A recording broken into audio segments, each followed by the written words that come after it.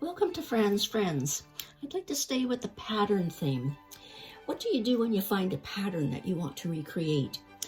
Might change the size, you want to make it larger, you want to make it smaller, and what do you use to print the pattern? What types of materials can you use?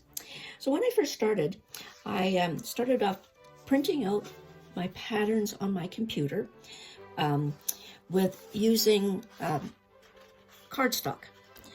But I found that the cardstock was a little bit heavy, and especially if you've got lots of pattern pieces.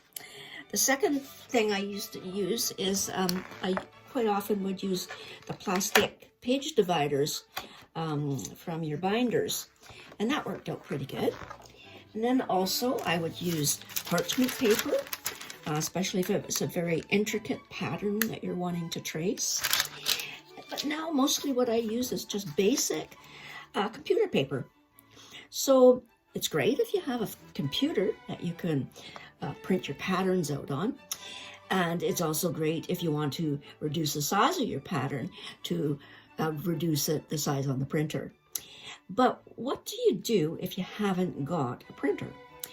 So I have a series of babushka dolls here that I made a while back. And what I did was I took the basic pattern for the large body, and I traced the pattern out, cut it out, made the first doll, and then I wanted to go in increments down to even a baby one, like these little guys down here.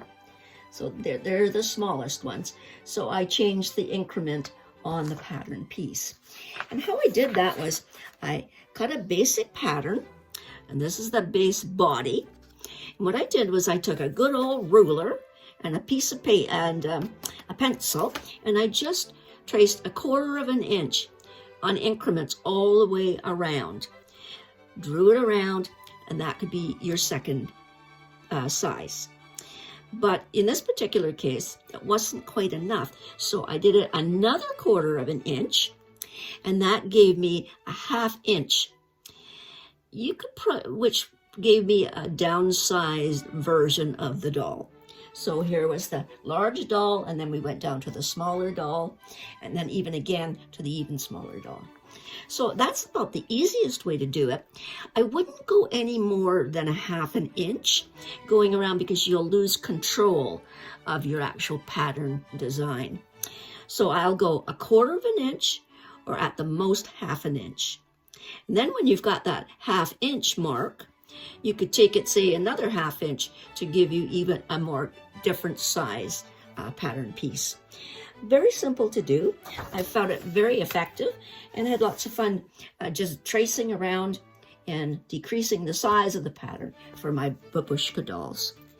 Again, these are techniques that are very simple and basic. So I hope you enjoyed this little tutorial. I use it a lot on patterns to, especially if I'm making smaller versions of the same pattern for a particular project, like a fish as an example. I might have 4 or 5 different sizes of fish from the same pattern, just by increasing the size of the markings so that when you cut, you've got a larger piece or smaller piece. So I hope you enjoyed, and thanks for watching.